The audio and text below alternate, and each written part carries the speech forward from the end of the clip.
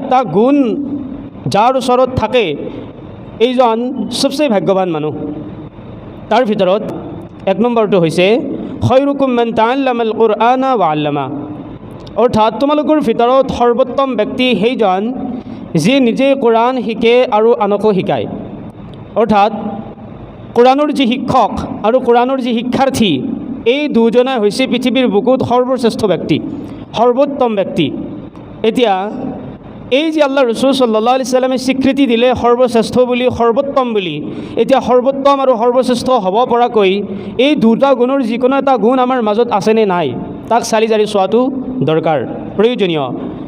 আমি কোৰআনৰ শিক্ষক হ'ব হয়তো সকলোৱে নোৱাৰোঁ, শিক্ষক হোৱাৰ বাবে বিশেষ যোগ্যতাৰ প্ৰয়োজন, দক্ষতাৰ প্ৰয়োজন।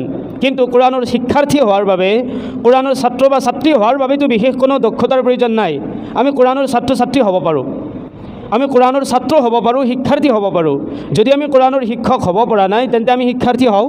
শিক্ষাৰ্থী হ'লেও আমি আল্লাহৰ ৰসুলে কোৱা শ্ৰেষ্ঠত্বৰ যি অধিকাৰ এই অধিকাৰ যেন সাব্যস্ত কৰিব পাৰোঁ তাৰ বাবে কোচিছ কৰা। যিকোনো পদ্ধতি অৱলম্বন কৰি আমি কোৰআনৰ শিক্ষাৰ্থী হ'ব পাৰোঁ। আমি যিখিনি কোৰআন জানো কিন্তু অশুদ্ধ, তাক শুদ্ধভাৱে শুদ্ধ কৰাৰ যিটো মেহনত, যিটো চেষ্টা, এই চেষ্টাৰ জৰিয়তেও আপুনি কোৰআনৰ ছাত্ৰ হোৱাৰ সৌভাগ্য অৰ্জন কৰিব পাৰে। বিপৰীতে আপুনি যিখিনি নাজানে কোৰআনক শিকাৰ বাবে, নজনাখিনি জনাৰ বাবে যদি আপুনি চেষ্টা কৰে, মেহনত কৰে, তেন্তে আপুনি সেই ধৰণেও কোৰআনৰ ছাত্ৰ হ'ব পাৰে, কোৰআনৰ শিক্ষাৰ্থী হ'ব পাৰে। দ্বিতীয় প্ৰকাৰৰ ব্যক্তি হৈছে আহাব্বু ইবাদিল্লাহ ইলাল্লাহি আহসানুহুম আখলাকা। পবিত্ৰ হাদিছ শৰীফৰ আন এখন হাদিছ গ্ৰন্থত এই হাদিছটো বৰ্ণনা হৈছে। ইয়াত আল্লাহ ৰসুল সাল্লাল্লাহু আলাইহি সাল্লামে কৈছে এই সকলৰ ভিতৰত আল্লাহ পাকে যাক চবচে বেছি মহাব্বত কৰে, চবচে বেছি ভাল পায়, সকলোতকৈ বেছি পচন্দ কৰে, সেইগৰাকী ব্যক্তি হৈছে সেইজন যাৰ চৰিত্ৰ সবাতোকৈ সুন্দৰ, যাৰ আদৰ্শ, যাৰ আখলাক সবাতোকৈ সুন্দৰ। আল্লাহ পাকে সেইজন মানুহকেই সবাতোকৈ বেছি পচন্দ কৰে, সবাতোকৈ বেছি ভাল পায়। আমি ক'লোৱেই, আৰু এই সুন্দৰ চৰিত্ৰই কিয়ামতৰ দিনা মুমিনসকলৰ আমলৰ পাল্লাক ভাৰী কৰাব। ইমান ডাঙৰ এইটো আমল, সুন্দৰ চৰিত্ৰ, সুন্দৰ আখলাক। এতিয়া যিটো চিন্তা কৰি চোৱাৰ বিষয় সেইটো হৈছে আমাৰ ভিতৰত কিমান সুন্দৰ আখলাক আছে, মোৰ চৰিত্ৰ কিমান সুন্দৰ, মই কিমান সুন্দৰ চৰিত্ৰৰ অধিকাৰী হওঁ, ইয়াক চালি জাৰি চোৱা। যদি সেই সুন্দৰ চৰিত্ৰ মোৰ মাজত নাই তেন্তে মই ৰচুলে স্বীকৃতি দিয়া শ্ৰেষ্ঠসকলৰ মাজতো গণ্য নহ'লোঁ। তাৰ কাৰণে ৰচুলে স্বীকৃতি দিয়া শ্ৰেষ্ঠত্বসকলৰ অন্তৰ্ভুক্ত হোৱাৰ বাবে, শ্ৰেষ্ঠত্বৰ লিষ্টত নিজৰ নামটো অন্তৰ্ভুক্ত কৰাৰ বাবে নিজৰ আখলাক, নিজৰ আদৰ্শ, নিজৰ আচাৰ আচৰণ, ব্যৱহাৰ, আদৰ্শ ইত্যাদি সকলোবোৰ আল্লাহ ৰসুল সাল্লাল্লাহু আলাইহি সাল্লামে দেখাই যোৱা, কৈ যোৱা মোতাবিক হাসিল কৰাৰ, গ্ৰহণ কৰাৰ চেষ্টা কৰিব লাগিব। এয়া দায়িত্ব, বাধ্যতামূলকভাৱে জৰুৰী। কিয়নো সুন্দৰ আখলাক যদি নাথাকে তেন্তে আল্লাহ ৰসুল সাল্লাল্লাহু আলাইহি সাল্লামৰ প্ৰকৃত উম্মত হোৱাৰ সৌভাগ্য আমি অৰ্জন কৰিব নোৱাৰিম। সুন্দৰ আখলাক, সুন্দৰ চৰিত্ৰ বহু বেছি গুৰুত্বপূৰ্ণ বিষয় পবিত্ৰ ইছলামত। তৃতীয় প্ৰকাৰৰ সৌভাগ্যৱান ব্যক্তি হৈছে সেইজন, সৰ্বশ্ৰেষ্ঠ ব্যক্তি হৈছে সেইজন, আন এখন হাদিছৰ গ্ৰন্থত আল্লাহ ৰসুল সাল্লাল্লাহু আলাইহি সাল্লামৰ এই বাণী উল্লেখ হৈছে। তাত কোৱা হৈছে আহসানুকুম আহসানুকুম কদাহা। সেইজন ব্যক্তি সৰ্বোত্তম আৰু সৰ্বশ্ৰেষ্ঠ ব্যক্তি যিয়ে কাৰোবাৰ পৰা টকা ধাৰেই লোৱাৰ পিছত যেতিয়া ঘূৰাই দিয়াৰ সময় হয় উত্তম আদৰ্শৰ সৈতে, আদবৰ সৈতে ঘূৰাই দিয়ে। ইয়াত কেইবাটাও বিষয় সন্নিৱিষ্ট হ'ব পাৰে। কোনোবাই কাৰোবাৰ দোকানত বাকীকৈ কিবা লৈছে, বাকীকৈ কিবা লোৱাৰ পিছত এই হাদিছটো আল্লাহ ৰসুল সাল্লাল্লাহু আলাইহি সাল্লামে এলান কৰাৰ কেইবাটাও উদ্দেশ্য আছে। আমি দেখিবলৈ পাওঁ বা এনেকুৱা বহু ধৰণৰ মানুহ থাকে, বিভিন্ন সময়ত বিভিন্ন এলেকাত দেখিবলৈ পোৱা যায়। এখন দোকানত বাকী খোৱাৰ পিছত এই বাকীটো দিবলৈতো তেওঁৰ মনত নাথাকেই, বিপৰীতে এই দোকানখনৰ সন্মুখেৰে আৰু অহা যোৱা সেই মানুহজনে নকৰে। দোকানখনৰ সন্মুখলৈ গ'লে মোক টকা পইচাখিনি সাধিব, মোৰ লাজ লাগিব, অথবা দিয়াৰ ইচ্ছা নাই। তাৰমানে মানুহৰ ওচৰত যেতিয়া আমি টকা ধাৰেই যাওঁ অথবা দোকানীৰ ওচৰত বাকীকৈ কিবা ল'বলৈ যাওঁ তেতিয়াতো খুব বিনয়ৰ সৈতে যাওঁ, বোলে টকা পইচা অলপ বাকী নিদিলে বৰ অসুবিধা হ'ব, অলপ দিয়ক। ধাৰেই যাওঁতে আমি বিনয়ৰ সৈতে যাওঁ, বাকী লওঁতে খুব বিনয়ৰ সৈতে বাকী আদায় কৰোঁ, দোকানীৰ পৰা উচুল কৰোঁ। কিন্তু দিয়াৰ যেতিয়া সময় আহে আমি বহুতেই পলাই ফুৰোঁ। এই চৰিত্ৰক আল্লাহ ৰসুল সাল্লাল্লাহু আলাইহি সাল্লামে ঘৃণা কৰিছে। তাৰ বাবে আল্লাহ ৰসুলে কৈছে তোমালোকৰ ভিতৰত সেইজন উত্তম ব্যক্তি আহসানুকুম আহসানুকুম কদাহা, যিয়ে লেনদেনত সবাতোকৈ ভাল, ধাৰ লোৱাৰ পিছত ঘূৰাই দিয়াৰ সময়ত উত্তমভাৱে পেশ আহে। ইয়াৰ আন এটা ব্যাখ্যা এই ধৰণেও দিব পাৰি। চাবচোন, দোকানৰ সন্মুখেৰে নহা এটা বেলেগ বিষয়। কেতিয়াবা যদি দোকানীজনে ক'ৰবাত লগ পাইছে অথবা লগ কৰি বা ঘৰত গৈ দোকানীজনে বা যিজনে টকা পাবলৈ আছে সেইজনে যদি গৈছে, চবৰে ওচৰত এনেকুৱা চৰিত্ৰ নাথাকে, কিছু অংশৰ থাকে, দেখিবলৈ পোৱা যায়।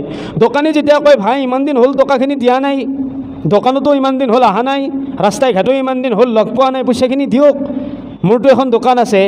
তেতিয়া মানুহজনে টকাখিনি আদায় কৰিব পৰা নাই, তাৰ বাবে দুখ কৰিব লাগিছিল, বোলে ক্ষমা কৰিব, মই টকাখিনি দিব পৰা নাই, মোৰ এনেকুৱা অসুবিধা হৈছে। দোকানীজনে কিবা এটাতো সুবিধা দিলেহেঁতেন। কিন্তু বিপৰীতে এনেকুৱাকৈ কোৱা দেখিবলৈ পোৱা যায় যে আপুনি কি আপোনাৰ ইমান এইখিনি টকা মই মাৰি খাম বুলি ভাবিছে নেকি? অলপমান পইচা তাতে আপুনি ঘৰলৈকে আহিব লগা হৈছে। উল্টাই পাওনাজনকহে ধমকি দি পঠিয়াই দিয়ে।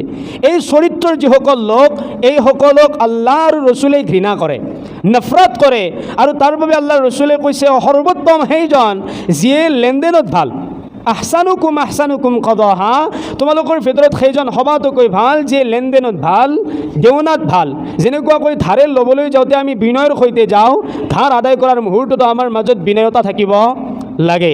এই গুণ যাৰ মাজত আছে, আল্লাহ ৰচুলে স্বীকৃতি দিছে, নিঃসন্দেহে সেইজন সৰ্বোত্তম ব্যক্তি, সৰ্বশ্ৰেষ্ঠ ব্যক্তি।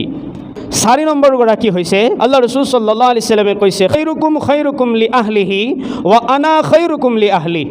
তোমালোকৰ ভিতৰত সেইজন পুৰুষ শ্ৰেষ্ঠ যিজন পুৰুষ নিজৰ মহিলা, নিজৰ স্ত্ৰীৰ ওচৰত, নিজৰ ঘৈণীয়েকৰ ওচৰত শ্ৰেষ্ঠ। সেইজন পুৰুষ শ্ৰেষ্ঠ বুলিছে আল্লাহ ৰচুলে যিগৰাকী পুৰুষ নিজৰ ঘৈণীয়েকৰ ওচৰত শ্ৰেষ্ঠত্ব অৰ্জন কৰিবলৈ সক্ষম হৈছে। তাৰমানে ঘৈণীয়েকে যদি কাৰোবাক স্বীকৃতি দিয়ে, কাৰোবাক কয় যে মোৰ মানুহজন ভাল মানুহ, নিঃসন্দেহে পৃথিৱীৰ বুকুত থকা সকলো পুৰুষতকৈ এজন ভাল পুৰুষ। আল্লাহ ৰচুলেও তাক স্বীকৃতি দিছে, কিয়নো নিজৰ পুৰুষজনৰ স্বভাৱ চৰিত্ৰ কিমান সুন্দৰ অথবা কিমান অসুন্দৰ, কিমান ভাল অথবা কিমান বেয়া হয়, নিজৰ মহিলাগৰাকীয়ে জানে।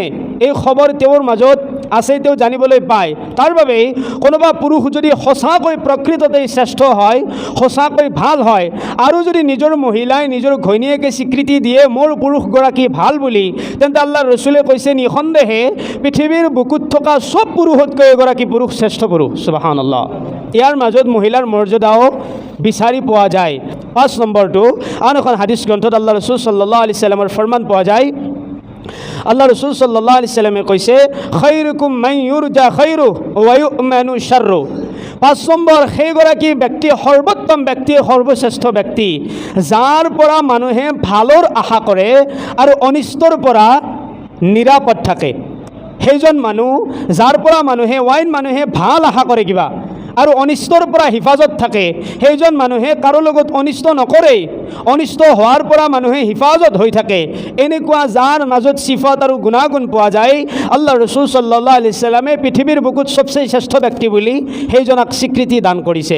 এতিয়া আমাৰ সমাজত এনেকুৱা বহু মানুহ, ভাল মানুহ থাকে, যাৰ ওচৰত আপুনি চাবচোন, বোলে যে অমুকৰ লগত যদি যাওঁ নিশ্চয় বেয়া নহ'ব, ভালেই হ'ব, অমুকৰ লগত কামটো যদি কৰোঁ মোৰ লোকচান নহয়, ভালেই হ'ব, অমুকেই মোৰ লগত বেয়া নকৰে, মোক ঠগবাজি নকৰে, মোৰ কোনো অনিষ্ট নকৰে, মোৰ পৰিয়ালক কোনো অনিষ্ট নকৰে।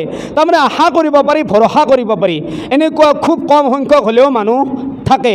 কিন্তু বিপৰীতে ইয়াৰ বিপৰীত যাৰ ওচৰত চৰিত্ৰ থাকে, যাৰ ওচৰৰ পৰা মানুহ নিৰাপদ নহয়, যাৰ অনিষ্টৰ পৰা নিৰাপদ নহয়, তেনেসকলক আল্লাহ ৰচুলে স্বীকৃতি দিয়া নাই। আৰু যাৰ পৰা মানুহ নিৰাপদ নহয়, এইসকল আল্লাহৰ ৰচুলে স্বীকৃতি দিয়া এই শ্ৰেষ্ঠত্বৰ আওতাত নপৰে। তাৰ বাবে আমি এনেকুৱা আদৰ্শ, এনেকুৱা চৰিত্ৰ অৱলম্বন কৰাৰ কোচিছ কৰিব লাগে, চেষ্টা কৰিব লাগে, যেন মানুহে মোৰ পৰা ভালৰ আশা কৰে, বেয়াৰ পৰা মানুহে মোৰ অনিষ্টৰ পৰা হিফাজত হৈ থকাৰ উম্মিদ ৰাখিব পাৰে। তেনেকুৱা চৰিত্ৰ আৰু আদৰ্শ অৱলম্বন কৰাটো উম্মতে মুছলিমৰ বাবে জৰুৰী। সাল্লাল্লাহু আলাইহি ওয়াসাল্লামে কৈছে, খাইৰুকুম মান ইউতআমুত তাআম ওয়া ৰাদ্দাছ সালাম। সেইজন ব্যক্তি সৰ্বোত্তম ব্যক্তি, সৰ্বশ্ৰেষ্ঠ ব্যক্তি যিয়ে মানুহক খানা খুৱায়, যিয়ে মানুহক খানা খুৱায় আৰু সালামৰ জবাব দিয়ে, আৰু সালামৰ জবাব দিয়ে, খানা খুৱায় আৰু সালামৰ জবাব দিয়ে। এতিয়া খানা খুৱাওঁতে আপুনি কোনো ধৰণৰ বিশেষ নিৰ্দিষ্ট কোনো পদ্ধতি অৱলম্বন কৰাৰ প্ৰয়োজন নাথাকে। আপোনাৰ ইচ্ছা হৈছে আজি গোটেই মুছল্লিক মই খানাৰ দাৱাত দি দিওঁ, ইয়াৰ অন্তৰালত কোনো ধৰণৰ বিশেষ কোনো নিয়ত নাথাকে, কেৱল আল্লাহৰ সন্তুষ্টি আৰু ৰচুলে যে হাদিছটোত কৈছে চবচে শ্ৰেষ্ঠ ব্যক্তি সেইজন যে মানুহক খানা খুৱায়। মই চবচে শ্ৰেষ্ঠ বুলি কিয়ামতৰ দিনা স্বীকৃতি পাব লাগে, তাৰ বাবে মই মুছলমানক খানা খুৱাইছোঁ, মানুহক খানা খুৱাইছোঁ। এই নিয়তত খানা খুৱাওক। এই নিয়তত খানা খুৱাবতো আপুনিও আল্লাহৰ ৰচুলে কয় হাদিছটোৰ ভিতৰত স্বীকৃতি লাভ কৰিব শ্ৰেষ্ঠ হিচাপে। বিপৰীতে দুটা গুণ কোৱা হৈছে, ৱাৰাদ্দাছ সালাম, আৰু সালাম দিলে যিয়ে সালামৰ জবাব দিয়ে। অহংকাৰীসকলে সালামৰ জবাব দিবলৈ কষ্ট পায়, টান পায়। বহু মানুহ এনেকুৱাও দেখিবলৈ পোৱা যায় যিয়ে এই 200 গ্ৰাম ওজনৰ জিভাখন লৰচৰ কৰিবলৈ টান পায়, 5 কেজি ওজনৰ মূৰটো এনেকুৱাকৈ জোকাৰি দিয়ে সালাম দিলে, এনেকুৱাকৈ দিয়ে। ৱাআলাইকুম সালাম বুলি ক'বলৈ টান পায়, যদিও কৈছে ভিতৰত কৈছে। কিন্তু জানেনে ৱাজিব হয়, কোনোবাই যদি আপোনাক কৈছে আসসালামু আলাইকুম, তেন্তে আপুনিও ৱাআলাইকুম সালাম বুলি জবাব দিয়া, শুনাকৈ দিয়া আপোনাৰ ওপৰত ৱাজিব। যদি আদায় কৰা নাই তেন্তে আপোনাৰ গুনাহ হ'ব, সৰু নহয়, ডাঙৰ কবিৰা গুনাহ হ'ব। সেইকাৰণে আল্লাহ ৰচুলে কৈছে অহংকাৰী নহবা, কোনোবাই সালাম দিলে সালামৰ জবাব দিবা। দূৰত থাকিলেও কিবা প্ৰকাৰে হৈ হ'লেও, হাত দাঙি হ'লেও, হাতেৰে হ'লেও, আপুনি ইশাৰা দি হ'লেও তেওঁক কওক যে মই আপোনাৰ সালামৰ জবাব দিছোঁ। নতুবা সালাম দিওঁতাজনে ভাবিব পাৰে এজন কেনে অহংকাৰী, সালামৰো জবাব নিদিয়ে, সালামৰো জবাব নিদিয়ে। এইটো ইয়াৰ অৰ্থ এইটো নহয় আপুনি গাড়ী চলাই আছে, চাইকেল চলাই আছে, হাত এৰি দি আপুনি হাতেৰে ইশাৰা কৰিব, সেইটো অৰ্থ নহয়। সাধাৰণভাৱে কোৱা হৈছে হাত এৰি দিবতো আপুনি সালামৰ জবাব দিবলৈ যাওঁতে আপোনাৰ জানেই খতম হৈ যাব, সেইটো অৰ্থ নহয়। সাধাৰণভাৱে যেতিয়া থকা হয় তেতিয়া সালাম দিলে সালামৰ জবাব দিব লাগে। আৰু কোনোবাই সালাম দিয়ালৈ আপুনি বাট চাব নালাগে, আপুনি প্ৰথমে সালাম দিয়াৰ চেষ্টা কৰিব লাগে। এইটো হৈছে মুমিনৰ বৈশিষ্ট্য। 7 নম্বৰ মুমিনৰ বৈশিষ্ট্যটো হৈছে আল্লাহ ৰচুল সাল্লাল্লাহু আলাইহি ওয়াসাল্লামে কৈছে খিয়াৰুকুম আলিয়ুনাকুম মানাকিবা ফিছ সালাহ। সেইজন ব্যক্তি সৰ্বোত্তম ব্যক্তি, সৰ্বশ্ৰেষ্ঠ ব্যক্তি এই সকলৰ ভিতৰত কোন? খিয়াৰুকুম আলিয়ুনাকুম মানাকিবা ফিছ সালাহ, যিয়ে নামাজৰ কাটাৰত অইন মুছল্লিৰ কাৰণে ঘাৰ অথবা কান্ধ নৰম কৰি ৰাখে। কান্ধ নৰম কৰি ৰাখে এজন ব্যক্তি শ্ৰেষ্ঠ। নৰম কৰি ৰখাৰ অৰ্থ হৈছে, দেখিব কেতিয়াবা অলপমান কাটাৰৰ মাজত অকলে নামাজ পঢ়িলে বেলেগ কথা। এতিয়া আমি অলপ পিছত জামাতত নামাজ পঢ়িম, আমি ডেইলি জামাতত নামাজ পঢ়োঁ মছজিদত, ঘৰতো আমি পঢ়িব পাৰোঁ। আমি যেতিয়া ইয়াত নামাজ পঢ়োঁ, সামান্য যদি খালী ঠাই আছে, কোনোবা পিছফালৰ পৰা আহি পিছত এজন মানুহ সোমাব বিচাৰে, কিন্তু যাৰ ওচৰত খালী ঠাই আছে সেইজন মানুহ এনেকুৱা কেতিয়াবা থাকে যে পিছত আহি মানুহজন সোমাব বিচাৰে, কিন্তু নিয়ত এনেকুৱাকৈ বান্ধি থৈ দিয়ে কিলাকুনিটো ইয়াৰ পৰা অলপো লৰচৰ নকৰে, এনেকুৱাকৈ থাকে, ইয়াক সোমাব নিদিওঁ, পূৰা ইয়াক তাগৰা কৰি ৰাখে, যাৰ কাৰণে পিছত অহা মানুহজনে আৰু সোমোৱাৰ সুবিধা নাপায়। সুবিধা পালেও এই কামি হাৰত এই কিলাকুনি লাগি থাকে। এই চৰিত্ৰক আল্লাহৰ ৰচুলে ঘৃণা কৰে, এইটোক বেয়া পায়। আৰু দ্বিতীয়তে বহু এনেকুৱা মানুহ থাকে সিজদাত যেতিয়া যায়, সিজদাত যায় জামাতৰ সৈতে, বিশেষকৈ জামাতত নামাজ পঢ়োঁতে খেয়াল ৰাখিব লাগে। আল্লাহ ৰচুলে কৈছে সৰ্বশ্ৰেষ্ঠ ব্যক্তি সেইজন যিয়ে ওয়াইন মুছল্লিৰ বাবে কান্ধ নৰম কৰি ৰাখে, মানে কিবা ফিছ সালাহ, কান্ধ নৰম কৰি ৰাখে, এনেকুৱাকৈ সিজদা দিয়ে। ওচৰত যিজন মানুহে নামাজ পঢ়ি আছে সেইজন বেচেৰা আৰু এনেকুৱাকৈ সিজদা দিব নোৱাৰে, এনেকুৱাকৈ দিব লগা হয় কুচি, কাৰণ এই হাতখন তেওঁৰ ইয়াতে লাগি আছে, এই মানুহজনে নামাজতো কষ্ট দি আছে। এই স্বভাৱ থকা নামাজীসকল নামাজী হ'লেও ৰচুলে স্বীকৃতি দিয়া শ্ৰেষ্ঠসকলৰ অন্তৰ্ভুক্ত হ'ব নোৱাৰিব। তাৰ বাবে মুছল্লিয়ে অইন মুছল্লিৰ কাৰণে কান্ধ, হাত ইত্যাদি নৰম কৰি ৰাখিব লাগে। 8 নম্বৰ আৰু লাষ্ট বৈশিষ্ট্যটো হৈছে আল্লাহ ৰচুল সাল্লাল্লাহু আলাইহি ওয়াসাল্লামে কৈছে খৈৰুন নাছ যুল কলবিল মাহমুমি ওয়াল লিসানিস সাদিক। সেইজন মানুহ সবাতোকৈ উত্তম, সৰ্বোত্তম ব্যক্তি, সৰ্বোত্তম মানুহ যাৰ দিল হিংসাৰ পৰা পবিত্ৰ, যাৰ মুখ সত্যবাদী, যাৰ দিলত হিংসা নাই, কিনা নাই, বুখজ নাই, কাৰো প্ৰতি বেয়া ভাৱ নাই, বেয়া চিন্তা নাই, সকলো বদদিনিয়াতৰ পৰা, সকলো শৈতানিয়াতৰ পৰা, খাবিথিয়াতৰ পৰা, খাৰাবিয়াতৰ পৰা যাৰ দিল পাক পবিত্ৰ আৰু যাৰ মুখ পবিত্ৰ, সদায় সত্য কথা কয়, সত্যবাদী হয়, মিথ্যাবাদী নহয়, মিথ্যা সাক্ষী নিদিয়ে, সত্য সাক্ষী দিয়ে, যি কয় সঁচা কয়। এই চৰিত্ৰ, এই আদৰ্শ যাৰ মাজত আছে, এই গুণ, এই সিফত যাৰ মাজত আছে, মানুহৰ ভিতৰত সৰ্বোত্তম মানুহ বুলি আল্লাহৰ ৰচুলে এই মানুহজনক স্বীকৃতি প্ৰদান কৰিছে। সুবহানাল্লাহ। তাৰ কাৰণে আমি এতিয়া সামান্য নিজৰ গাত চিকুটি চাব লাগে, এই 8টা গুণ আমাৰ মাজত আছেনে নাই। যদি আছে আলহামদুলিল্লাহ, আপুনি পৃথিৱীৰ বুকুত সৰ্বোত্তম ভাগ্যৱান মানুহ। আৰু যদি নাই তেন্তে 8টা বৈশিষ্ট্য, এই 8টা গুণাগুণ, এই 8টা হাদিছৰ ফালে লক্ষ্য ৰাখি আমি এই 8টা গুণ হাসিল কৰাৰ কোশিশ, চেষ্টা, মেহনত কিন্তু কৰিব লাগিব। প্ৰত্যেকেই এই 8টা গুণ হাসিল কৰাৰ বাবে তৈয়াৰ আছোঁ তো ইনশাআল্লাহ। আল্লাহ পাকে আমাক কোৱাতকৈ, শুনাতকৈ, বুজাতকৈ বেছি আমল কৰা তৌফিক দান কৰক। আমিন। সুন্নাত পঢ়িলাম ইনশাআল্লাহ।